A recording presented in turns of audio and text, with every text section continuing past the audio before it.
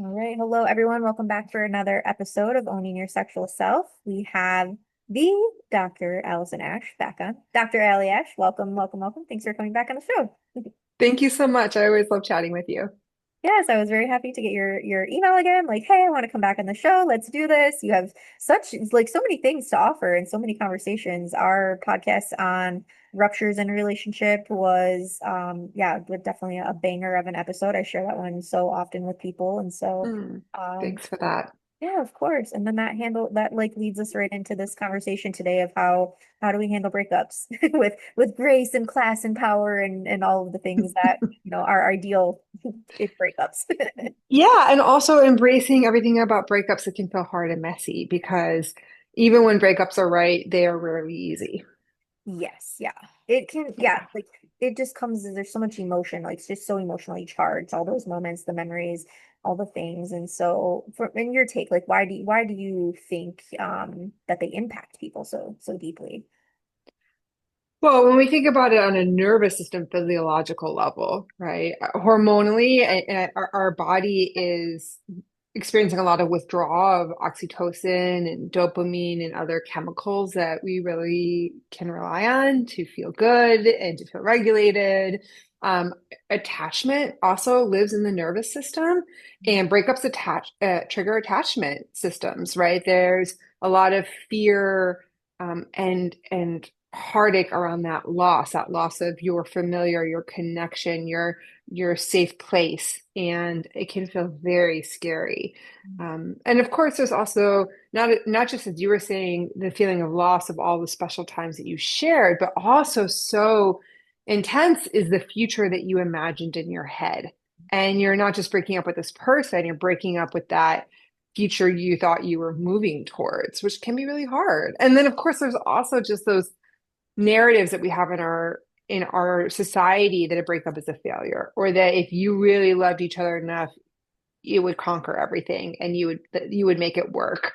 And that can make letting go even harder. And the uncertainty of will I love again? Am I losing my shot at love? I often say that we prefer the certainty of misery over the misery of uncertainty.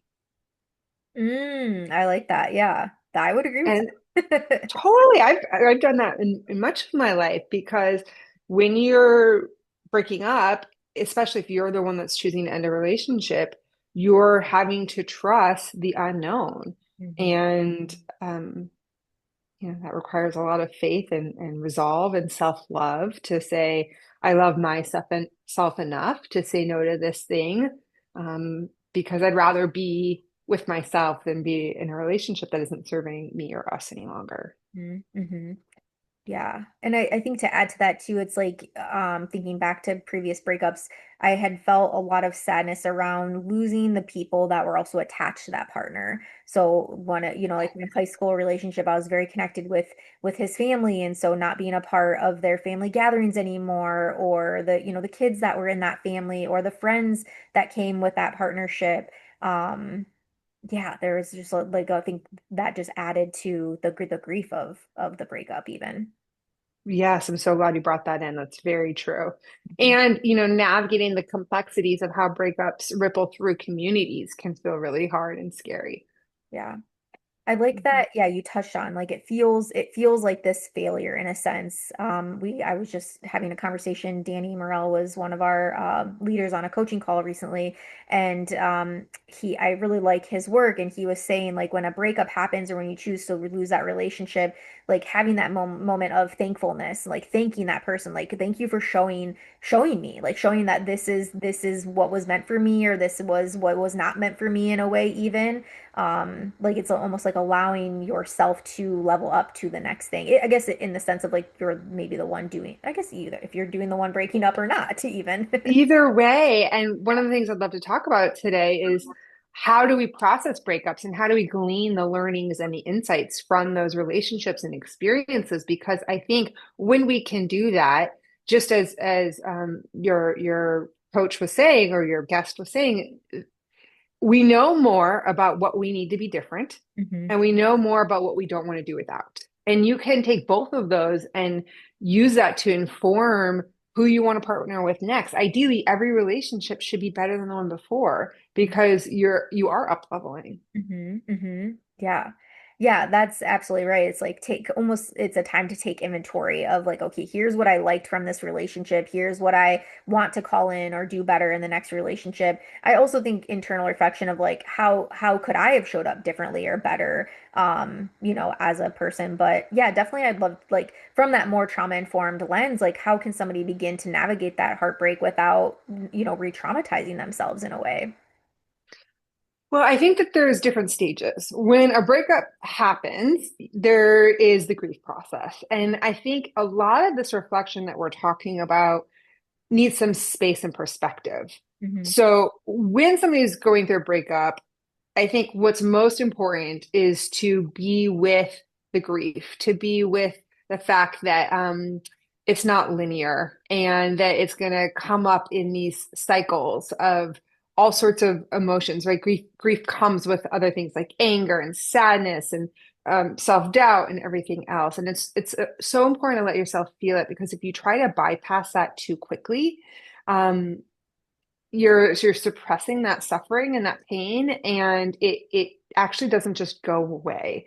It will creep up in other ways, in other times, in other places, and I think that that's actually part of learning is to let yourself feel the fullness of what was and how you're feeling now to make space for what might come in next. And part of the grief is also those losses of the shared routines and the identity that you might have had in that relationship and that physical closeness. And I think because of that lack of dopamine and oxytocin that we get when we're in relationships, it's really important to engage in a lot of self-care practices, co-regulate, meaning connect with your friends and family and have lots of cuddles and laughter and play, all sorts of ways that you can feel soothed in connection with other people. Make sure to share this with trusted friends. Don't go through it alone.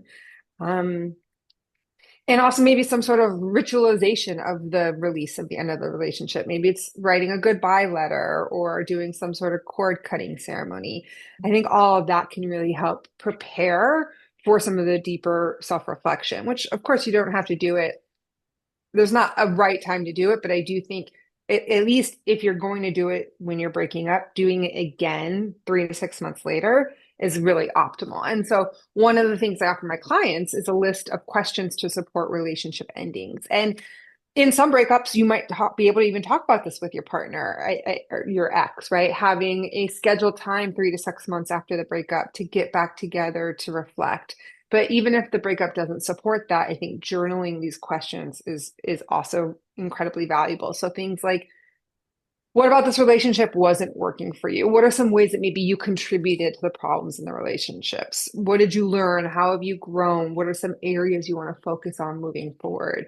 Anything that you want to apologize or make amends for, or forgiveness that you might be able to offer to the other person. Mhm. Really reflecting about the positive times that you shared and the positive wishes and intentions you have for the other person, but also what are your wants and needs and boundaries regarding how you want to relate to them moving forward? And I think that's again a time-based question that may shift in different parts of the breakup process. Mhm. And then there might be, if you can do this conversation with somebody else, what are some of the questions that you have or the ways that you might still feel confused or things that you need to address to feel complete? Mm. Gosh, yeah, I love that. That would be very ideal, I think, for a lot of people, and also just so mature and adult, right? Like, I think so often we hear there again that you named like it's not just grief, there's the anger, there's the rage, there's a heartbreak, there's so many emotions wrapped up in this. And so, for some people listening to this, I just can imagine like, there's no way in hell I'm reconnecting with this person like 6 months from now, right? Like, they blindsided me, they wronged me, they cheated on me, right? Like, we hear all kinds of stories, nasty things that have happened. Um, Hmm. but for sure, I think that really speaks to the level of like personal development and the work that a person can do to be brave enough to put themselves out there to try to connect in that way. And I'm just Yeah. thinking through my breakup before my husband and I got together. My God, that would have saved me so much time if I could have just heard those things from my from my partner. It took me a long time to realize that it wasn't that I was also part of the problem. Yeah, and again, if it's not a safe or accessible conversation to have with your ex, it's still so worthwhile to do this self-exploration and talk about it with a friend, a coach, a therapist. Get that support so that you can receive some reflection and feel like you're not just spinning out in it by yourself. Mm-hmm. Yeah, absolutely. And I like that you named like the nervous system regulation, like it, and specifically to be able to lean into the grief. I think oftentimes like these are feelings that we try to pack down or we try to push away or, get the phrase like the easiest way to get over somebody else is to get under another person, somebody else, That's right? right. It's like, yeah, we want to avoid, avoid, avoid, but really it's the opposite. Like doing the opposite is the actual where the healing happens.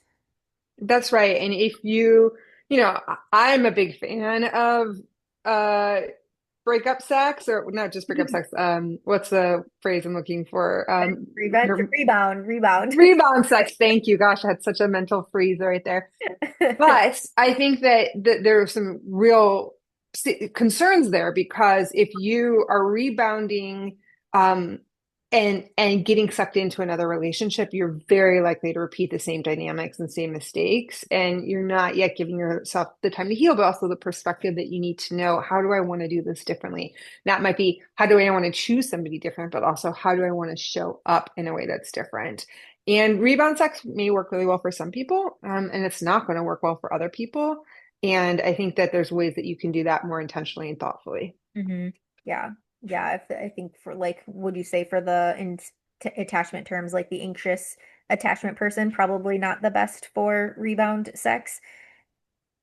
Yeah, I think it's nerve-wracking for an anxious attachment person because the inclination there is to just try to fill that hole as quickly as possible because it's excruciating and painful on a whole nother level because all of your insecurities about, am I lovable? Am I enough? Is am I going to be alone forever? All the abandonment wounds get really triggered and brought up to the surface.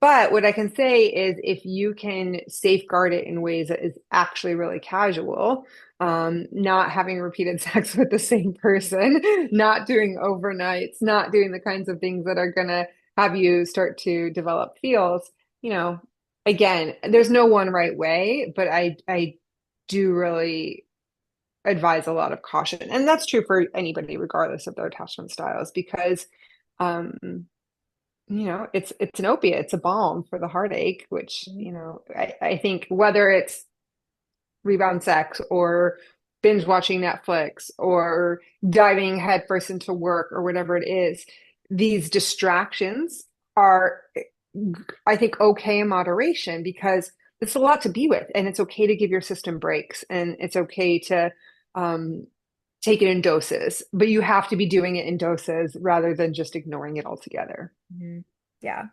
Yeah. Very, very well said. Um, before we get into kind of the aftermath of it, I would like to ask, like, how does a person know that it's time to break up in a relationship? I know you have probably a lot to say in this area.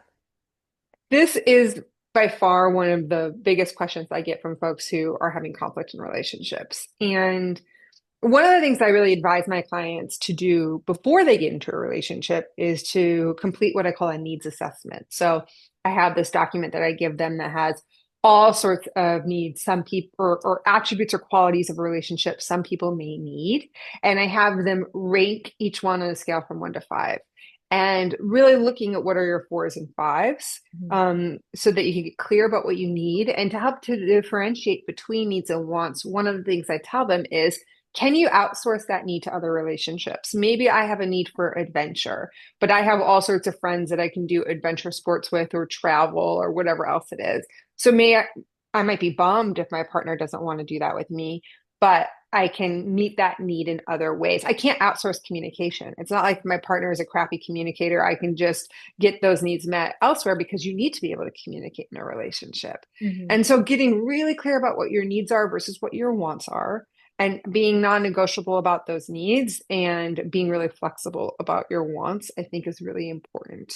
Mhm. Um, Mhm. Especially because when that new relationship energy comes, you're flooded with so many chemicals and hormones that your prefrontal cortex, the part of your brain that is capable of being discerning, gets a lot less active. And so I always say this is writing a letter from your sober self today to your future self who's drunk on NRE. Yeah. Yep. Yeah. So I think that's really, really important. And then I think when you're in the relationship,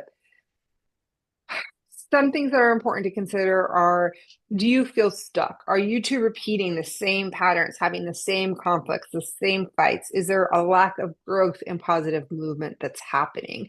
I think one of the challenges is that so often, and I've been guilty of this in much of my life in early relationships, we can be with people for the potential of who they could be. Hmm. But that's really tricky because if I'm with you for the potential I see you having, Hmm. even if you actually have that same vision for growth, I don't know what your timeline and process is going to be like. And that growth is going to be far more meaningful if you're doing it for you rather than doing it for me.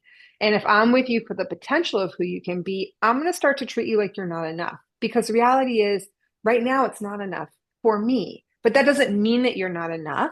And you're very likely to feel that and to internalize that sense of not enoughness, which isn't really fair to you. It's not fair to me and it's not fair to you.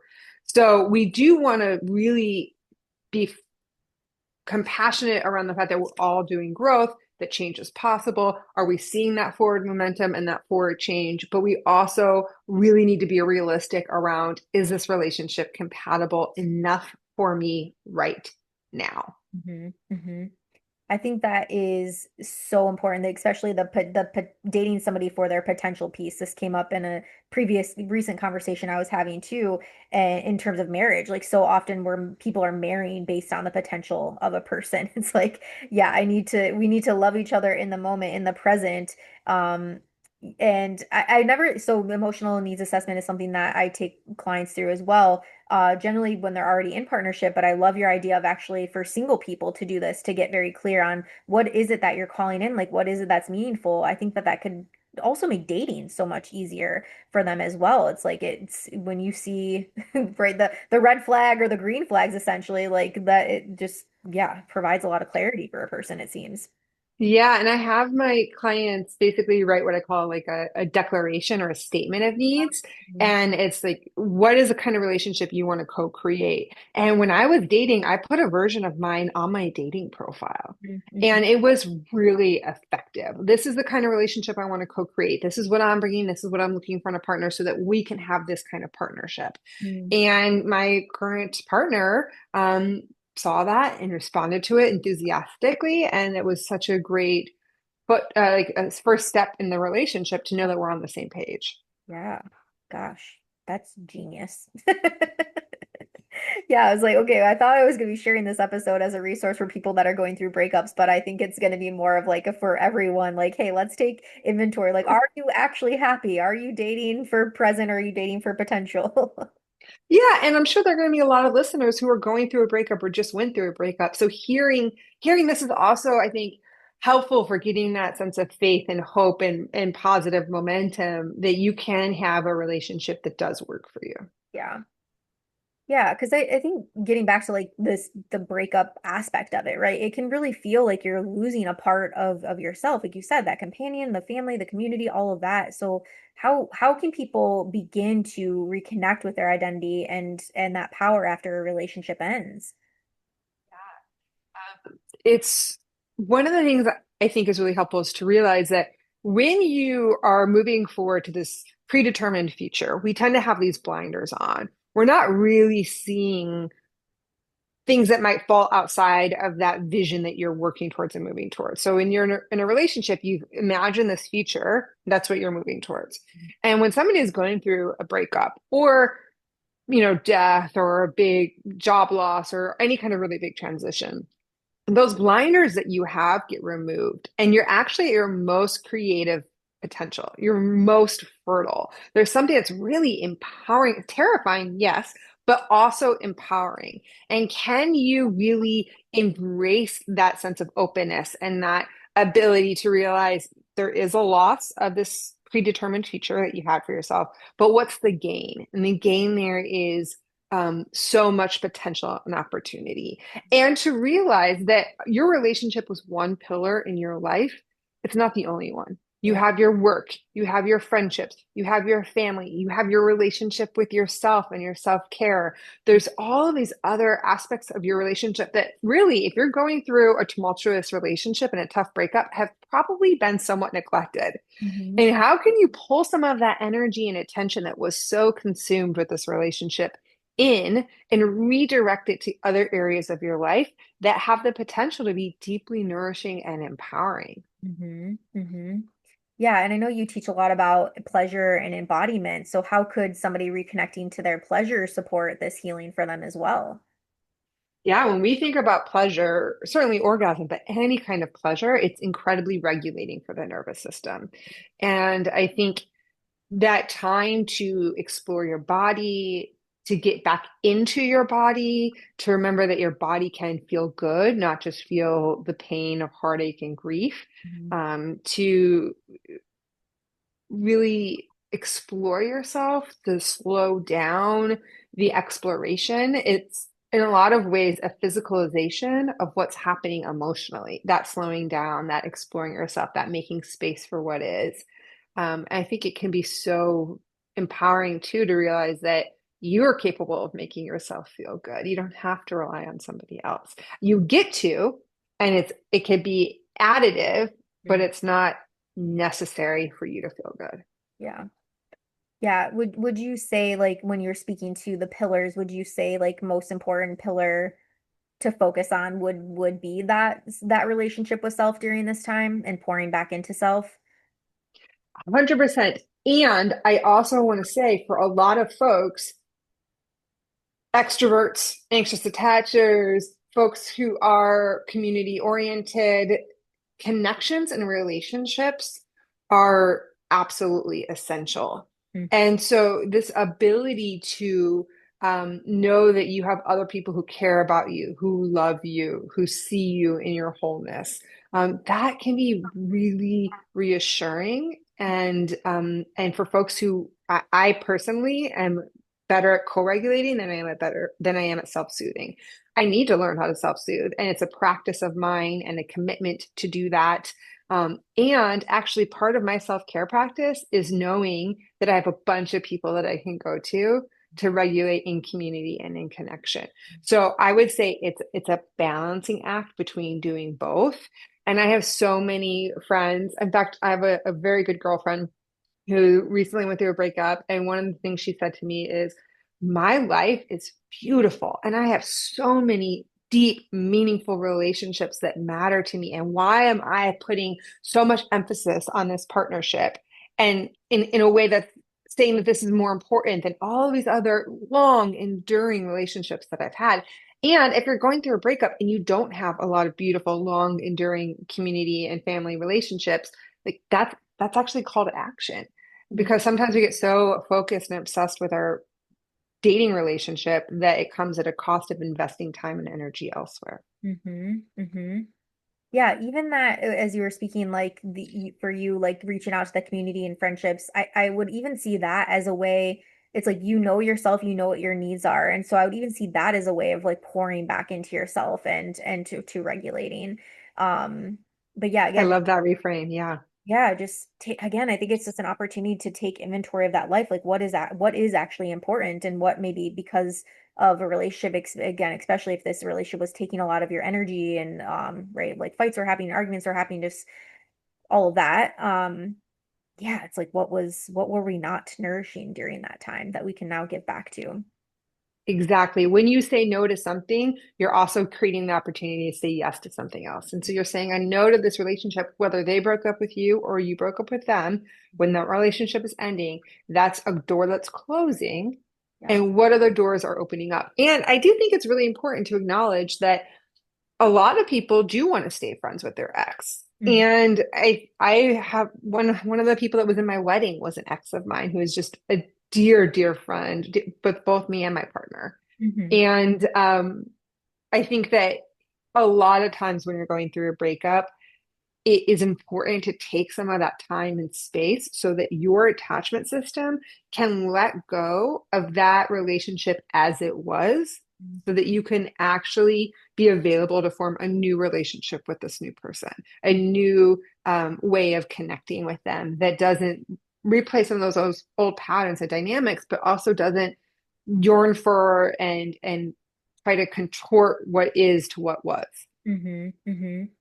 Yeah, I'm glad that you kind of named something important here. There is the reality where like the mutual breakup exists, and then there's the reality, right? Like opposite of that. And so, can you speak a little bit about like what the differences are in terms of healing, if any? Again, it's something that you said, love like that reconnection 6 months later, that might not be as easy if that was not, somebody had to go no contact or right, it wasn't amicable. But yeah, what would be some of your thoughts on the differences here? Sure. And even if it is an amicable breakup, you still might want to have a period of no contact Hmm. because that otherwise I find it for some folks, if they're still in a lot of constant contact, they're not able to move on. And it just prolongs the grief process and that confusion and back and forth and self-doubt. And so sometimes having that period of no contact, even in an amicable breakup, is one of the kindest things you can do for yourself and your ex. Hmm. Um, I think that it's really important to assess in the breakup.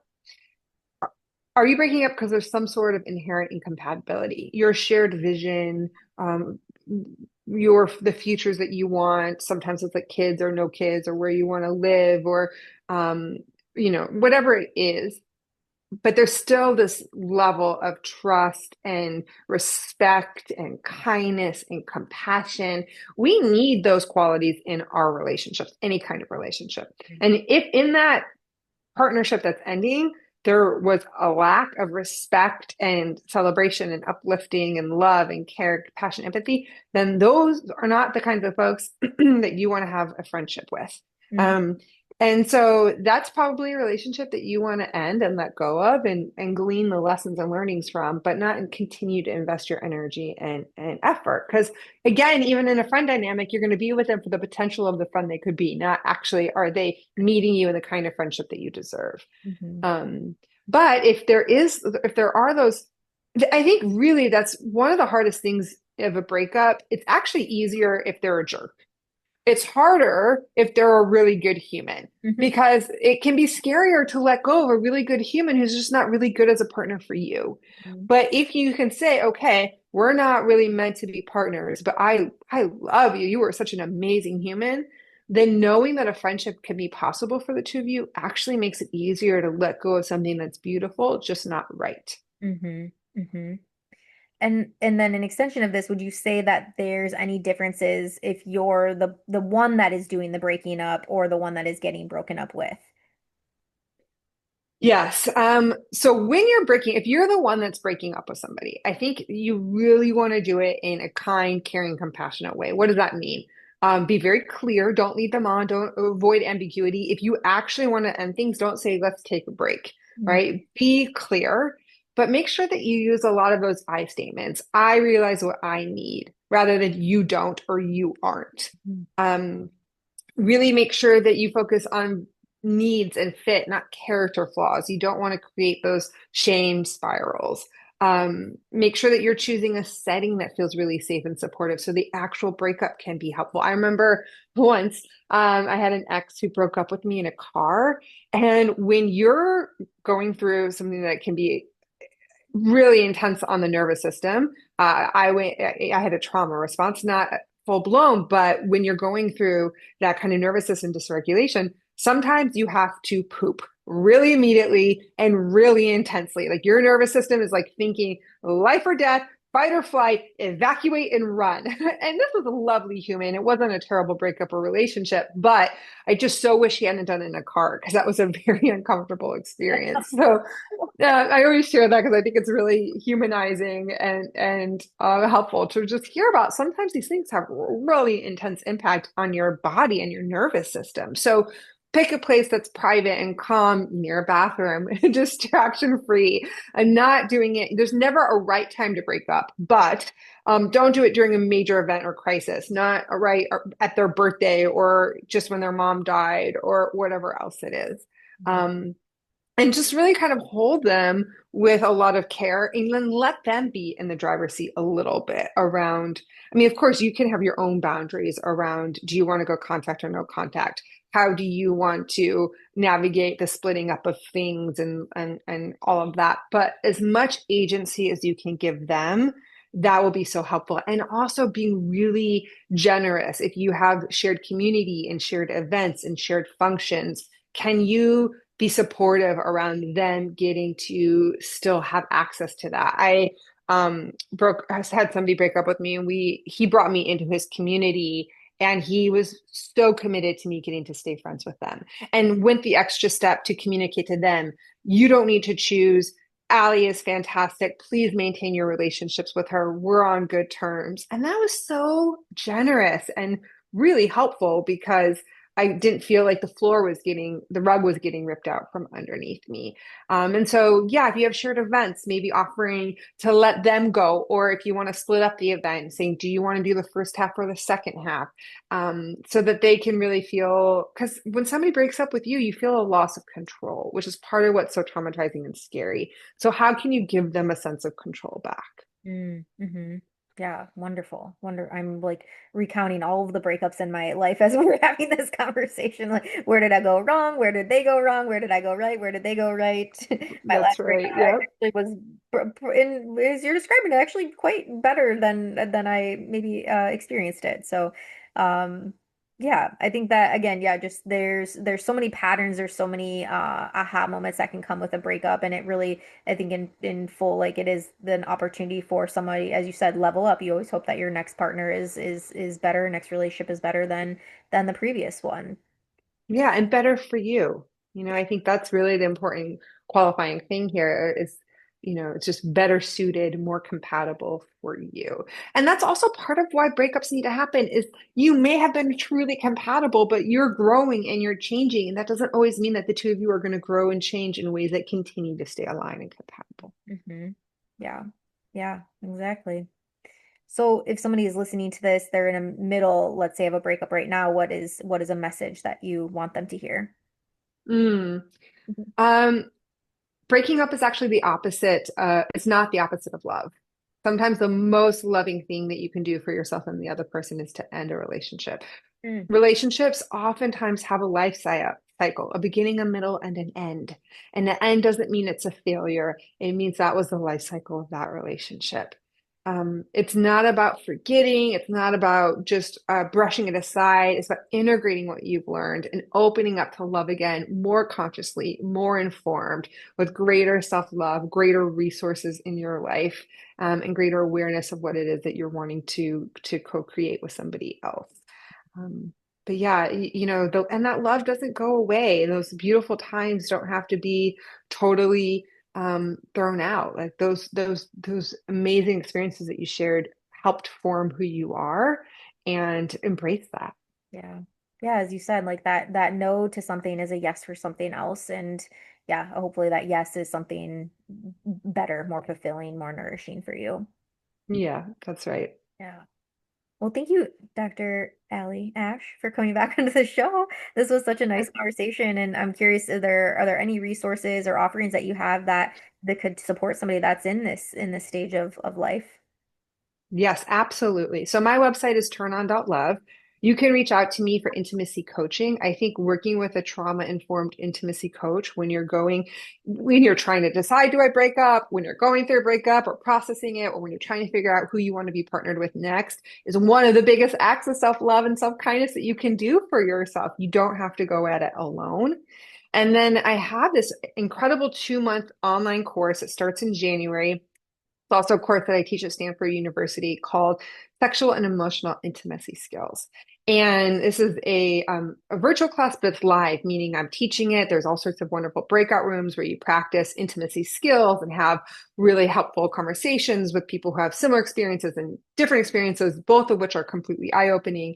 And the recordings are available if you can't attend live, but we go over so many important topics. One of them is picking people and ending relationships, which, by the way, even if you're in a monogamous ongoing partnership, we are ending relationships of all kinds all the time. And we often don't end relationships well because we're not taught how to do that. But then there's also so many topics that will help you either improve the relationship you're in or ready yourself for your next relationship. Things like nervous system regulation and consent and boundaries and empathy and all sorts of skills for deepening emotional connection and flirting and seduction and how do you expand your capacity for giving and receiving pleasure and how do you repair conflict when that happens? I mean, the number of topics in here and the depth that we get to go in a 2 month course is absolutely life changing. And I think this is the kind of education that really should be standardized for every human in every culture and community. And so right now tickets are super on sale. You get 204 to $400 off or super early bird tickets. It's called again sexual and emotional intimacy skills. And I'm sure you're going to put the information in the show notes. And of course, I also have a ton of other workshops and content to offer folks. So please don't hesitate to reach out if I can support you in that process. Absolutely. Yeah, I know you have a plethora of options. So thank you so much for sharing. We'll definitely link that in the show notes. And again, thank you so much for coming on the show and yeah, bringing this information to us today. My pleasure. Thank you so much for creating this platform. It's such an important resource for folks.